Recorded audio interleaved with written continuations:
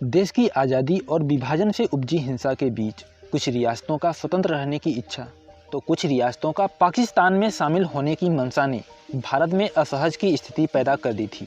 इन समस्याओं से निपटने और देश को एकजुट करने में सन 1950 तक का समय लग गया। जैसा कि आपको पता है, भाषाई आधार पर राज्यों का पुनर्गठन सन 1956 में राज्य पुनर्गठन अधिनियम 1956 द्वारा किया गया था। लेकिन जस्ट इससे पहले भी 1950 में प्रशासनिक आधार पर राज्यों का गठन किया गया था। आज के इस वीडियो में हम इसी मुद्दे पर बात करेंगे। नमस्कार, मेरा नाम है अनीश कुमार और आप देख रहे हैं स्टडी दर्शन इंडिया का खास कार्यक्रम हमारा संविधान। तो चलिए शुरू करते हैं आज का वीडियो।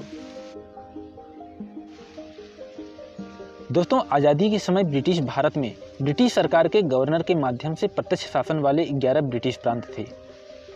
ये प्रांत थे पश्चिमोत्तर सीमा प्रांत, सिंध, पंजाब, संयुक्त प्रांत, बिहार, बंगाल, असम, बॉम्बे, मद्रास, मध्य प्रांत और उड़ीसा। इनमें से संयुक्त प्रांत, बिहार, बंगाल, असम, बॉम्बे और मद्रास 1935 के भारत शासन अधिनियम के द्वारा द्विसदनी व्यवस्था वाले राज्य थे और 4 मुख्य आयुक्तों के प्रांत थे: दिल्ली, अजमेर, मेवाड़, कुर्ग और ब्रिटिश बलूचिस्तान। इसके अलावा 565 देशी रियासतें भी थीं जिन्हें रजवाड़े कहा जाता था। विभाजन के बाद पाकिस्तान के भूक्षेत्र में ब्रिटिश शासित भारत के 5 प्रांत शामिल हो गए थे। ये प्रांत थे पूर्वी बंगाल, जो कि मौजूदा बांग्लादेश है, पश्चिम पंजाब, बलूचिस्तान, सिंध और उत्तर पश्चिम सीमांत प्रांत। इसके अलावा असम का सिलहट जिला भी पाकिस्तान में शामिल हो गया था।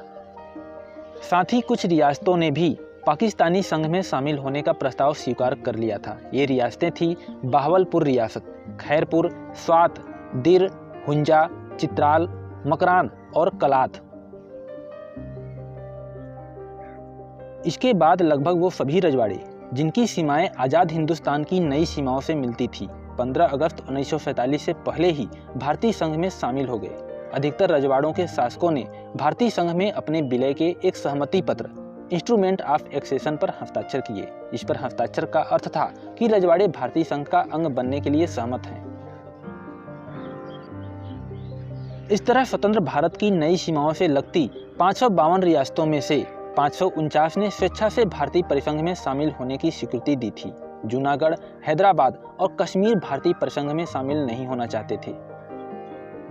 लेकिन कुछ समय बाद हैदराबाद को पुलिस कार्यवाही के द्वारा, जूनागढ़ को जनमत के द्वारा एवं कश्मीर को विलय पत्र के द्वारा भारत में शामिल कर लिया गया। इसके बाद 1950 में भारतीय संविधान ने भारतीय संघ के 29 राज्यों को 4 प्रकार से वर्गीकृत किया: भाग क, भाग ख, भाग ग एवं भाग घ। भाग क में वे राज्य थे जहां ब्रिटिश भारत में गवर्नर के माध्यम से प्रत्यक्ष शासन होता था। भाग ख में विधानमंडल के साथ शाही शासन वाले 9 राज्य शामिल थे। भाग ग में केंद्रीय प्रशासन के साथ ब्रिटिश भारत के मुख्य आयुक्तों एवं कुछ में शाही शासन था। भाग ग में अंडमान एवं निकोबार द्वीप समूह को अकेले रखा गया था।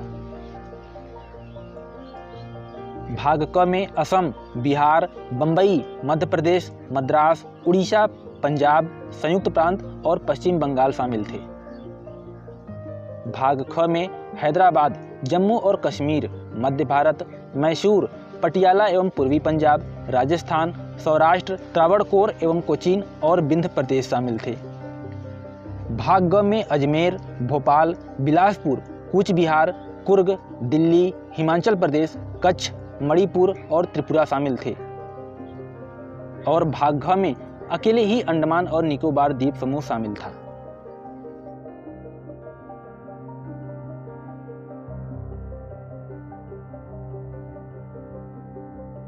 इस वीडियो में इतना ही।